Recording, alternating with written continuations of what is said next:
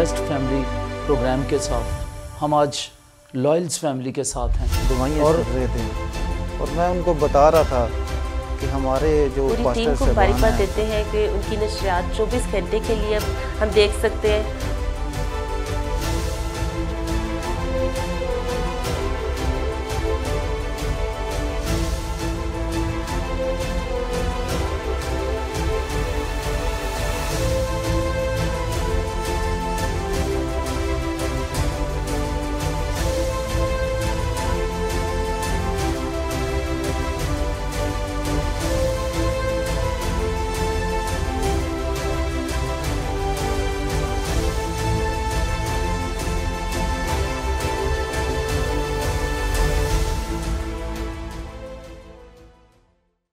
Praise the Lord. खुदावंद यीशु मसीह के कादर जलाली और बाबरकत नाम में आप सबों को पास्टर तारिक जॉन का सलाम पहुँचे। मेरा दिल शुक्रगुजारी से भरा हुआ है कि आज फिर हम इस प्रोग्राम बाबरकत घराने में एक और बाबरकत ख़ानदान के साथ आपकी खिदमत में हाज़िर हैं। और ये बड़ी खुशी की बात होगी कि जब आप इस बाबरकत घराने की ईमान अफरोज़ गवाहियाँ सुनेंगे तो मेरा ईमान है आपका घराना बाबरकत हो जाएगा।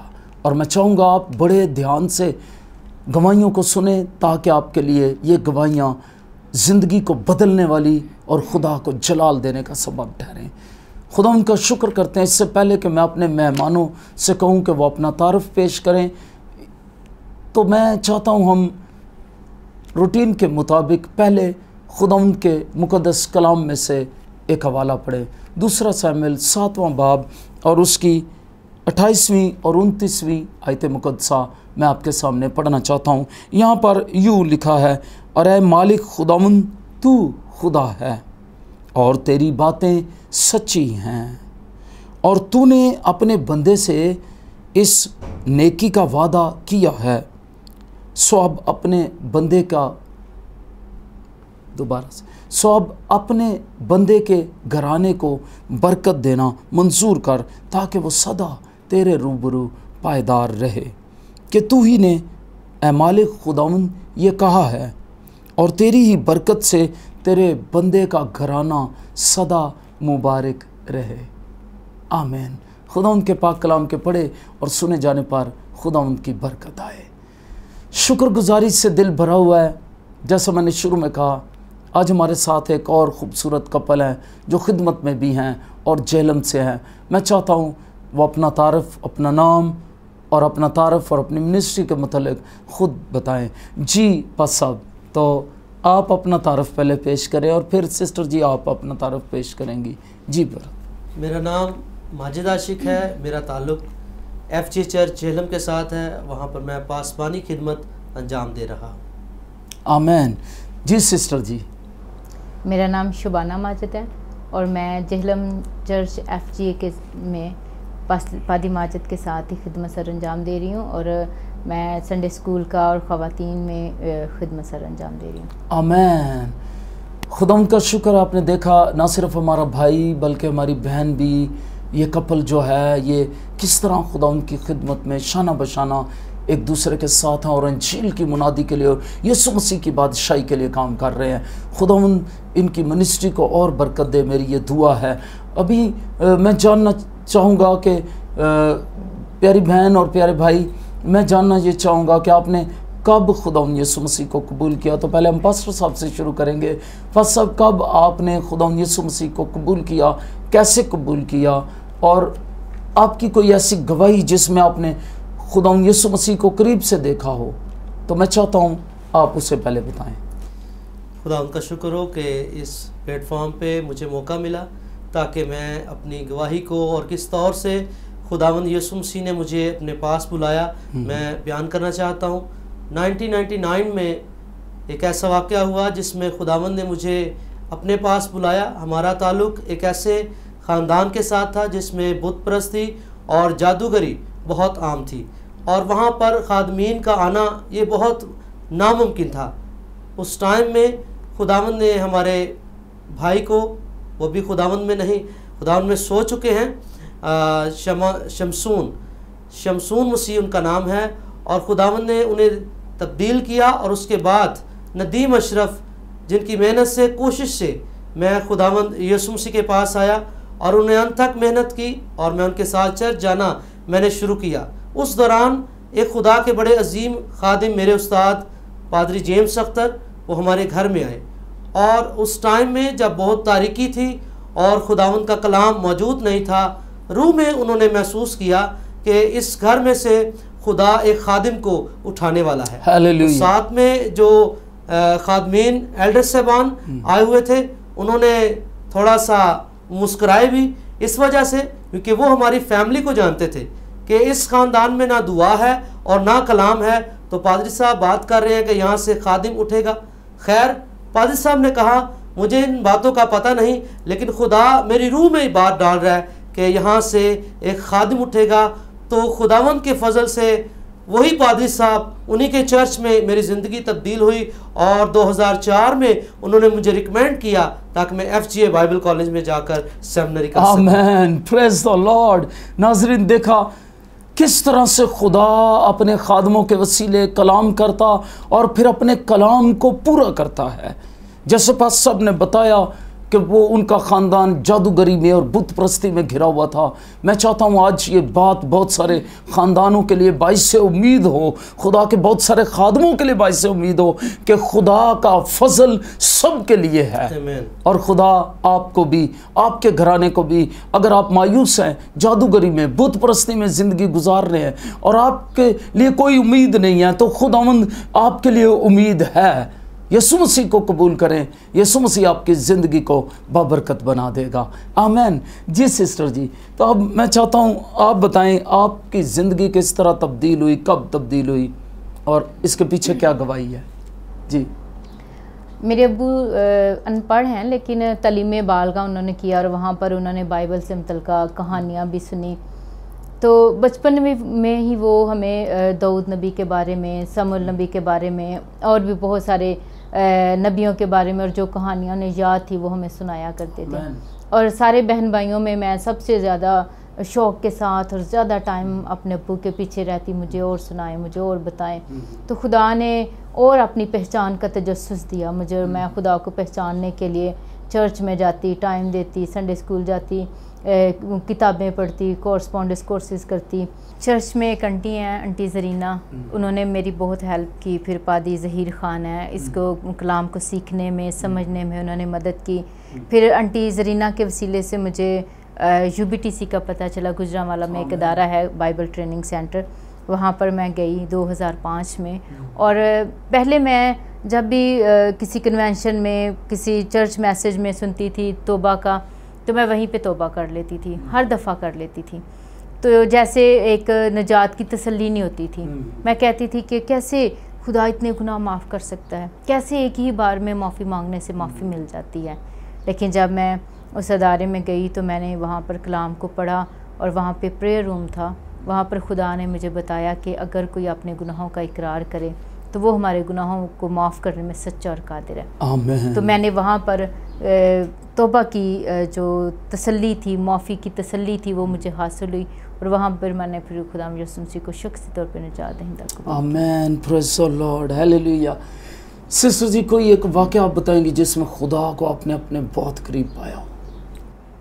बहुत सारे ऐसे वाक़यात हैं, लेकिन जब मैंने सरगोदा यूनिवर्सिटी में मास्टर्स किया तो उसके फ़ौरन बाद मुझे बुलाहट हुई सेमिनरी के लिए, MDiv के लिए गुजरांवाला में।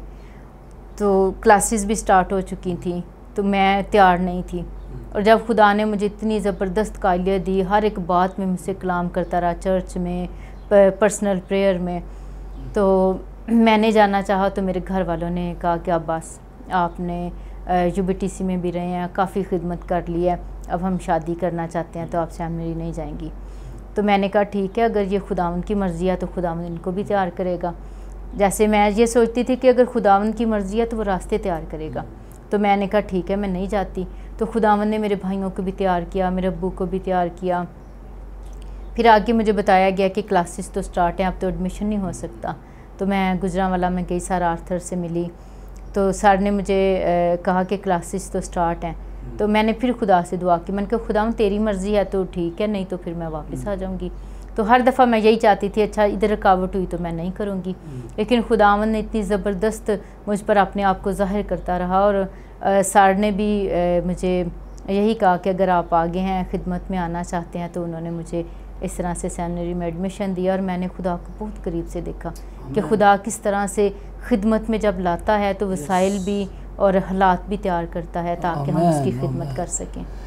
एक सवाल और आपसे करना चाहूँगा, वो ये है कि आप क्या समझती हैं खादिम के साथ उसकी बीवी जब खिदमत करती है तो फिर ये कैसा है? अब देखें कि इसी तरह से है कि जैसे घर में एक बाप बाहर से इनकम के लिए वो सोर्स मुहैया करता है और घर में बीवी खाना बनाकर बच्चों को खिलाती है, तो मियाँ बीवी का दोनों का खिदमत में होना कलीसिया के लिए बाबरकत बात है। और मैं खादमों को ये कहना चाहूँगी कि जब वो सिर्फ सोचते हैं कि उनकी बीवियाँ कोई प्रोफेशनल हों, वो जॉब करती हों और वो अकेले खिदमत करें, तो अच्छा है कि उनकी बीवियाँ उनके साथ काम करें, चाहे वो किसी फील्ड में हैं, चाहे वो किसी ना किसी ट्रेनिंग में उनको लेकर आएँ और अपने साथ खिदमत में उनको शामिल करें। आमीन। मैं आपकी बात की पुरजोर तायद करता हूँ सिस्टर जी। यकीन जाने मैं खुदा के खादमों को ये बताना चाहता हूँ, आपने मेरी गवाही शायद बहुत दफ़ा सुनी होगी। हम दोनों मियाँ बीवी, मेरी मिसेस पहले जब हम खिदमत में नहीं थे वो बैंकिंग में थी और मैं स्कूल्स में था, लेकिन जब हमारी शादी हुई तो उन्होंने बैंकिंग छोड़ी और स्कूल्स में मेरे साथ आ गई। हमने इकट्ठे स्कूल्स में खिदमत की। हमारे अपने स्कूल थे 5 अदारे। जब खुदा ने 2006 में मुझे फुल टाइम खिदमत के लिए बुलाया तो फिर हम दोनों ने स्कूल्स छोड़े और दोनों फुल टाइम खिदमत में खुदा के साथ खुदा के काम में लग गए।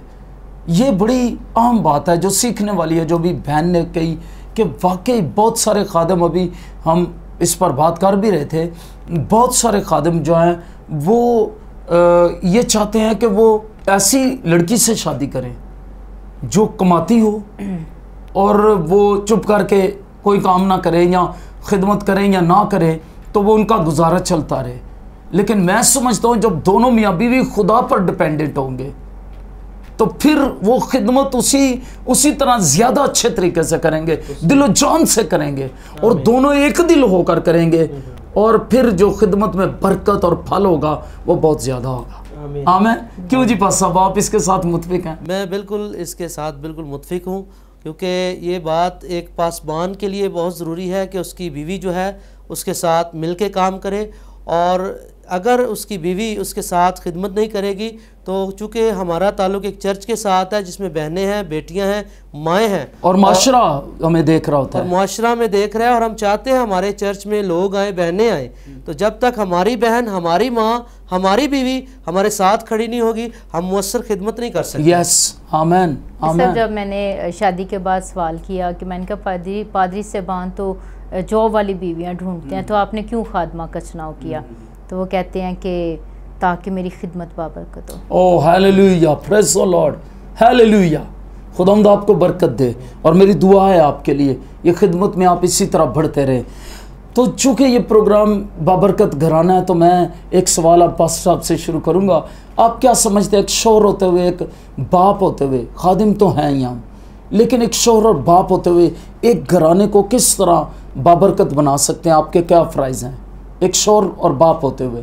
बतौर बाप और शोहर मैं समझता हूँ कि चूँकि एक मुझे पासबानी खिदमत भी मिली है, लेकिन उसमें अक्सर देखा गया है कि मुआशरे में देखते हैं कि पासबानों के बच्चे जो हैं वो अक्सर बिगड़ जाते हैं, उनके ख़ानदान में मसाइल पैदा हो जाते हैं। उसकी वजह यह है कि हम अपनी सारी तवज्जो दूसरों को तब्दील करने पे लगा देते हैं और अपने ख़ानदान को इग्नोर करते हैं। लेकिन मैं समझता हूँ एक बाप होते हुए मुझे अपने बच्चों के साथ मिलकर दुआ करनी चाहिए।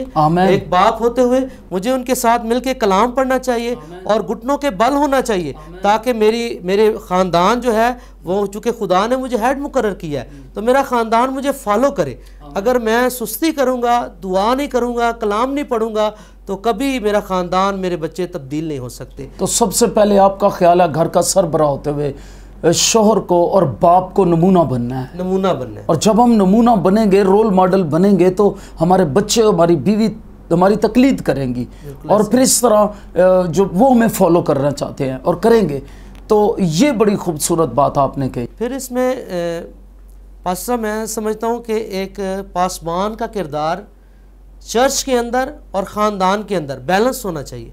आमीन। कभी ये होता है कि हमारा रवैया, बात आपने कही, a balanced life बिल्कुल ऐसा ही is है, a beautiful spiritual life। तो उसमें हम कलीसिया में कई दफ़ा बहुत अच्छे होते हैं, दुआ करने वाले, प्यार करने वाले, लेकिन ख़ानदान में हमारे रवैये फ़र्क होते हैं और इस वजह से हमारा ख़ानदान पीछे रह जाता है और कलीसिया आगे निकल जाती है। तो हम भी we are the part of church, तो हमें मिल के कलीसिया के साथ मसीह में तरक्की करना और अब नमूना पेश करना है। वो जिस तरह मैं यहाँ पर अब एक मिसाल पेश करना चाहता हूँ और मैं चाहता हूँ ये इससे बहुत से लोग सीखें और अपने रवैये बदलें। सिर्फ ये खादमों के लिए नहीं, हर एक के लिए है। आप ये समझे लोग ये खादमों के लिए कहते हैं, लेकिन मैं हर एक के लिए कहता हूँ। कहीं किसी कोई शख्स जो है वो शोर था और वो बड़ी अच्छी बातें कर रहा था, कहीं बैठा हुआ ख़ातीन में, मर्दों में बड़ी खूबसूरत बातें कर रहा था और उसके साथ एक औरत बैठी हुई थी, औरत उसकी बीवी के साथ, और उस औरत ने कहा कि ये शख्स कितना अच्छा है और कितनी अच्छी बातें करता है, काश मेरा शौहर भी इस तरह का अच्छा हो जाए और इस तरह की अच्छी बातें करे। तो उसको नहीं मालूम था कि इसके मेरे साथ जो बैठी हुई औरत है वो इस शख्स की बीवी है। तो उसने पंजाबी में कहा, चुप कर मर जाना इत्थे ही चंगा लगदा ही, कहा हर ना पुछ के इंजदा। तो कभी कभी हम बाहर लोगों के सामने बहुत कुछ बनना चाहते हैं और बनते हैं और हमारे रवैये लोगों के सामने माशरे में फ़र्क होते हैं, लेकिन अपने ख़ानदान में फ़र्क होते हैं और ख़ानदान जो होता है वो दुख पा रहा होता है। और मैं ये कहूँगा आज अपने रवैयों को अपने ख़ानदान के लिए उससे ज़्यादा बेहतर बनाएं जितना रवैया आप दूसरों के साथ माशरे में रखते हैं, और ये बहुत ज़रूरी है। फिर आपके बच्चे, आपकी बीवी जो हैं वो मुतासर होंगे आपके उस रवैये से और आपकी ज़िंदगी से जो है उन्हें नज़र आएगा कि आप खुदा के लोग हैं, और फिर वो घराना बाबरकत घराना बन जाएगा। मैं यहाँ अपनी गवाही देना चाहता हूँ। मेरी मिसेस जो हैं वो निजात याफ्ता नहीं थी जब हमारी शादी हुई। मैं उस वक्त 5 स्कूल चला रहा था और मेरी बीवी निजात याफ्ता नहीं थी। मैं पेंटिकॉस्टल था और वो निजात याफ्ता नहीं थी, लेकिन हमारी शादी के 2 महीने बाद वो रोना शुरू हो गई और उन्होंने कहा मैंने पानी का बपतिस्मा लेना है। तो मैंने कहा क्यों आपने लेना है? उन्होंने कहा मैं आपकी ज़िंदगी से बड़ी मुतासर हुई हूँ, आपको तो बाइबल से मोहब्बत है और खुदा के कलाम से मोहब्बत है और आप इबादत करते हैं। हालांकि उस वक्त मैं पास्टर नहीं था, फुल टाइम खिदमत में, उस वक्त मैं एक अच्छा मसीही था, एक एवेंजलिस्ट था। तो 2006 में उसके बाद शादी के 4 साल बाद मैं पास्टर ऑर्डेन हुआ। लेकिन मैं आपको बताना चाहता हूँ 1991 से मैं खुदा उनकी खिदमत में था और मैं एक एवेंजलिस्ट था। लेकिन मेरे रवैये को देखकर मेरी मिसेस और मेरे इन लॉज जो हैं उन पर इस बात का असर हुआ और वो उन्होंने मेरी ज़िंदगी के नमूने से ये सीखा। और 2 माह बाद फिर मेरी मिसेस ने, सारा ने पानी का बपतिस्मा लिया और उसके बाद फ़ौरन ही उसे रूह कुद्स का बपतिस्मा हो गया और वो उसी वक्त से मेरे साथ खिदमत में है। और फिर 2006 में हम ऑर्डेन हुए खिदमत के लिए दोनों इकट्ठे। तो ये बड़ी आम बात है। नमूना जो हैं, हमारे किरदार जो हैं, हमारे रवैये जो हैं वो कैसे हैं। लोग हमारे रवैये देखते हैं और ख़ानदान भी हमारे रवैये देखता है, हमारे बच्चे हमारे रवैये को देखते हैं। मैं हमेशा कहता हूँ अगर कोई शख्स शराबी है तो जाहिर है वो बच्चों को कैसे सिखाएगा शराब ना पिएं, और अगर कोई जादूगर है वो कैसे बच्चों को कह सकता इबादत पे जाएं। तो लाजमी है कि ख़ानदानों में काम हो, निजात का काम हो और खुदा का रूह जुम्बश करे और हम पाकरू को मौका दें कि वो हमारी ज़िंदगियों को तब्दील करे। सिर्फ रूह कुद्स की नेमतें नहीं, रूह कुद्स के फल ज़िंदगियों में पैदा हों, फिर घराने बाबरकत घराने बन जाएंगे। हालेलुया। और मैं चाहूँगा हम अपनी सिस्टर से भी पूछे, सिस्टर जी आप क्या समझती हैं, कैसे एक ख़ानदान घराने को एक औरत होते हुए, माँ होते हुए, खादमा तो आप हैं ही हैं, लेकिन एक माँ होते हुए, एक जो है बीवी होते हुए कैसे अपने घराने को बाबरकत बना सकते? अगर हम एक माली को देखते हैं जी, तो वो पौधों की जब केयर करता है तो हर रोज़ उठकर उनको देखते हैं सुबह शाम, कहाँ से वो बड़े हैं, कहाँ कहीं नुकसान तो नहीं हुआ। तो हमें घरानों को बाबरकत बनाने के लिए हमें अपने बच्चों पे तवज्जो देने की ज़रूरत है और हमने देखना है कि उनके बाहर कौन से दोस्त हैं, वो कौन सी चीज़ें फ़ोन पे देख रहे हैं, वो कौन सी चीज़ें टीवी पर देख रहे हैं, उनका इंटरेस्ट किस तरफ है, वो किस तरफ जा रहे हैं। तो हमें बड़ी ध्यान के साथ उनको देखने की ज़रूरत है कि हमने उनके लिए क्या करना है। और सबसे बढ़कर ये है कि हमारे लाइफ में बहुत सारे प्लान हैं बच्चों के लिए, हमारे बच्चे पढ़ जाएं, ये कर लें, ये कर लें, लेकिन जब हम उसे यस्सु के पास ले आएंगे तो सारे प्लान जो हैं, सारी जो हमारे इरादे हैं वो पूरे हो सकते हैं। वरना हम बहुत दफ़ा रास्ते में फ़ेल हो जाते हैं, हमारे बच्चे स्कूल छोड़ देते हैं, नशे में लग जाते हैं। लेकिन जब हम संडे स्कूल में उनको ले आते हैं, चर्च में अपने साथ लेकर अपने साथ बैठाते हैं, हम संडे स्कूल में भेजते हैं, प्रोग्राम्स में उनको जाने देते हैं और ख़ुद लेकर जाते हैं, तो इस तरह से हम उनको बचा सकते हैं। आमीन। बहुत खूबसूरत बातें हमारी बहन ने की। और ये एक माँ का रोल है कि वो चेक एंड बैलेंस रखे। जब हम इमसाल 31 बाब पढ़ते हैं तो उसमें हमें मालूम पड़ता है कि एक दाना औरत जो है वो कैसी है, वो कैसे अपने घराने को बाबरकत बनाती है। तो सिस्टर जी ने भी इमसाल 31 बाब को थोड़ा छेड़ा है और कहा है कि किस तरह से अब उसको एक जो माँ है या एक बीवी जो है वो अपने घराने का बाखूबी इंतज़ाम करती है, उसे चेक एंड बैलेंस रखना है। और ये बड़ी बाबरकत बात है। चूँकि टेक्नोलॉजी का दौर है नाजरीन, और बहुत सारे बच्चे सोशल मीडिया में इतने गुम हुए हैं कि वो खुदा से शायद दूर निकल गए, या वो सोशल मीडिया के ज़रिए, इंटरनेट के ज़रिए गुनाह की बहुत सारी बातों को सीख रहे हैं। तो ऐसे हालात में पास्टर साहब आप क्या कहेंगे, हमें क्या बच्चों को देना है? बहुत अच्छा सवाल है आपका। हम देखते हैं कि हम अपनी औलाद से प्यार करते हैं और जो कुछ वो हमसे मांगते हैं हम उन्हें देने के लिए तैयार हैं। मोबाइल है, चाहे वो कितना भी महंगा हो, टेक्नोलॉजी है जिस पे जितना भी पैसा लगता हो हम देने के लिए तैयार हैं। लेकिन हम उनसे मोहब्बत तो कर रहे हैं, लेकिन ये एक मोहब्बत का गलत रवैया भी है कि हम ये नहीं देखते कि वो उसका इस्तेमाल कैसे कर रहे हैं। हमारी औलाद, हमारा बेटा मोबाइल लेता है, आधी रात का वक्त है, वो फैमिली में बैठ के फ़ोन नहीं सुनता, छत पे चला जाता है।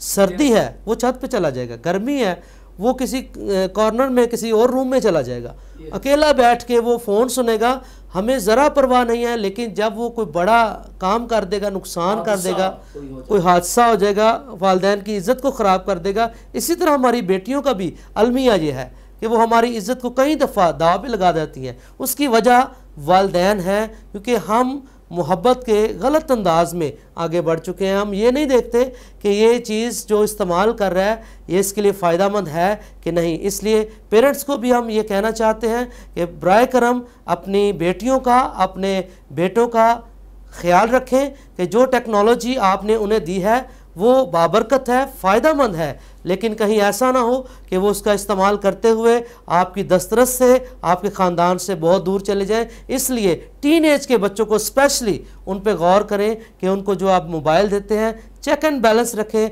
दोस्ती करें अपने बच्चों के साथ, ताकि जब आप उनका मोबाइल पकड़ें तो उनके माथे पे कोई सलवट ना पड़े।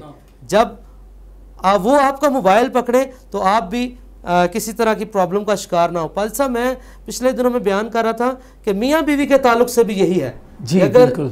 बीवी का मोबाइल आपने पकड़ा, कोई खास कोड ना लगाना पड़े, नो कोड अपनी बीवी के लिए कि मेरी बीवी मेरा मोबाइल ना चेक कर सके। मैं आपकी बात को सेकंड कर रहा हूँ। मैंने ये सरमन में कहा कि अगर आप अपने बच्चों को चेक करना चाहते हैं, एक दिन उनका मोबाइल अपने पास रख लें। बिल्कुल ऐसे ही। रियली मैं ये दिलेरी से कहना चाहता हूँ, अगर हम चाहते हैं हम किसी बड़े हादसे से बच जाएं और वालिदैन चाहते हैं वो किसी बड़े हादसे से बच जाएं, तो मैं आपसे नाजरीन कहूँगा बड़ी मोहब्बत से चेक एंड बैलेंस रखें अपने जवान बच्चों पर। और फिर अभी पास साहब ने कहा ये मोहब्बत है हमारी, लेकिन उसका कुछ गलत अंदाज है। हम मोहब्बत में उन्हें टेक्नोलॉजी के 1.5 लाख रुपए का मोबाइल भी लेकर देते हैं, लेकिन इस बाइबल का हदिया कितना है? कभी किसी वालिदैन ने सोचा कि हम मोहब्बत में अपने बच्चे को बाइबल गिफ्ट करें? मुझे बहुत ज़्यादा दुख होता है जब मैं ये देखता हूँ इस शख्स के पास 1.5 लाख का मोबाइल है, लेकिन जब मैं उससे पूछता हूँ क्या आपके पास आपकी पर्सनल बाइबल है, तो वो जवाब देता है नहीं जी, हमारे घर में 7 लोग हैं या 5 लोग हैं या 4 लोग हैं, एक ही बाइबल है। और मैं फिर समझता हूँ वो भी शायद कोई नहीं पढ़ता होगा। और यही अलमिया है कि ख़ानदान बरकत नहीं पा रहे। बरकत इस कलाम को पढ़ने से है, जैसा अभी पास्टर साहब ने कहा, ये मोहब्बत का गलत अंदाज ना अपनाएं। अब हमें रवैयों को तब्दील करना, अब हमें सोच को बदलना है जब तक खुदावंद बरकत ना दे, बरकत आ नहीं सकती घरानों पर।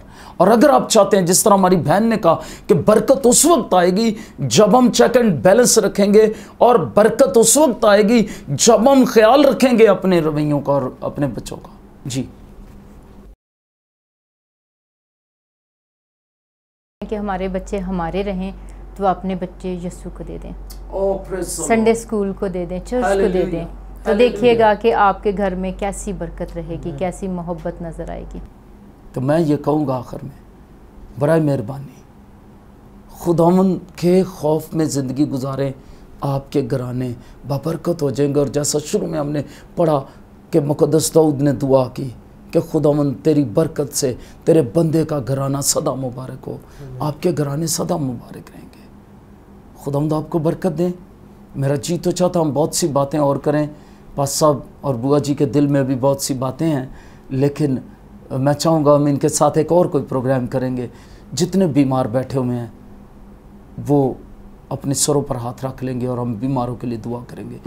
आइए अपने सरों पर अपने हाथ रखें। अगर आप बीमार हैं, आपके बच्चे नाफरमान हैं, या बच्चे कामयाब नहीं हो रहे, या आपके बच्चे, जिस तरह सिस्टर जी ने कहा आपके बच्चे आपके नहीं हैं, तो उन्हें आज यीशु मसीह के हाथों में दे दें, आपका घराना बाबरकत घराना हो जाएगा। आइए अपने सरों पर हाथ रखें। और अगर आप बीमार हैं तब भी आप अपने सर पर हाथ रख लें। आपकी कोई भी मुश्किल है, जॉब नहीं है, माली परेशानी है, तो मैं चाहता हूँ आप अपने सर पर हाथ रख लें। आपका किसी तरह का भी मसला है, आप अपने सर पर हाथ रख लें और खुदा उनके खादिम पास्टर माजिद आशिक साहब दुआ मांगने में रहनुमाई करेंगे। आइए दुआ मांगे। हम दुआ करें।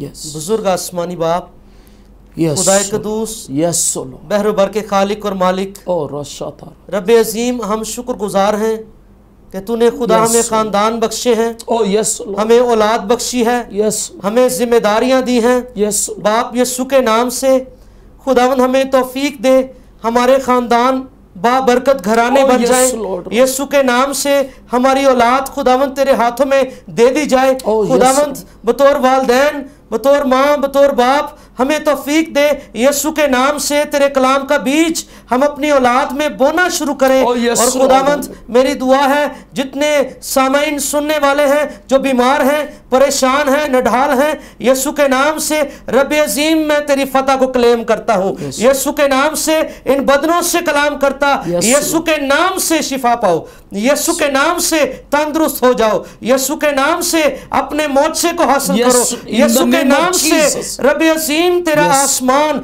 इनके लिए खुल जाए Yes, और ये मसीह के जिंदगियां मौजज़ात से भर Yes, जाए, Lord। बीमारियां जाती रहें और हर तरह Yes, की Lord। बदरूहें, तावीज, हर तरह के इब्लीस के बंधन यीशु के नाम से Yes, तोड़ in दिए the जाएं। name of और Jesus। खुदावंद हम सबके साथ हो, हमें भारी बरकत दे।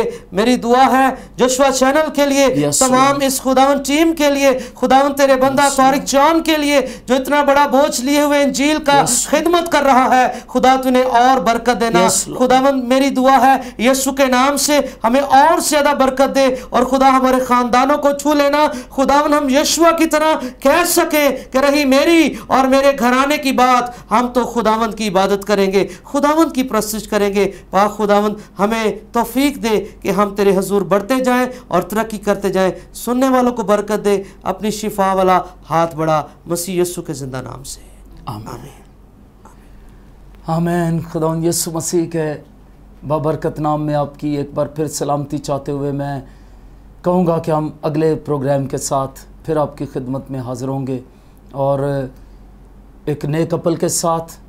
आप यकीनन एक कुछ नई गवाहियाँ, नई ईमान अफरोज़ बातें सुनेंगे। और अगर आप जोशुआ टीवी को पसंद करते हैं और इसे देख रहे हैं, तो मैं आपसे कहना चाहता हूँ कि अपने हदिये दयकियाँ ज़रूर जोशुआ टीवी के लिए भेजें। इजी पैसा नंबर नीचे दिया गया हुआ है। और फिर मैं ये भी कहूँगा कि आप ज़रूर यहाँ आएँ। अगर आप बीमार हैं, यहाँ पर आएँ। जुमे की इबादत शाम 5 बजे होती है और संडे की इबादत सुबह 10 बजे होती है और हर रोज़ शाम 8 बजे भी हम दुआ करते हैं। और मैं आपसे कहूँगा, अगर आप ज़रूरतमंद हैं और बरकत पाना चाहते हैं तो आप ज़रूर जोशुआ टीवी आएँ। यहाँ पर रावलपिंडी में एड्रेस जो है वो नीचे दिया हुआ है, उस एड्रेस पर आएँ और आप हमसे मिलें। हम आपसे मिलकर आपके लिए बरकत चाहेंगे और अपना अच्छा बीज खुदा के जलाल के लिए ज़रूर बोएं, ताकि ये आपकी नस्लों के लिए, आपके घरानों के लिए बाइस से बरकत हो। खुदावंद आपके साथ हो। Stay blessed, keep watching Joshua TV. God bless you, very blessings.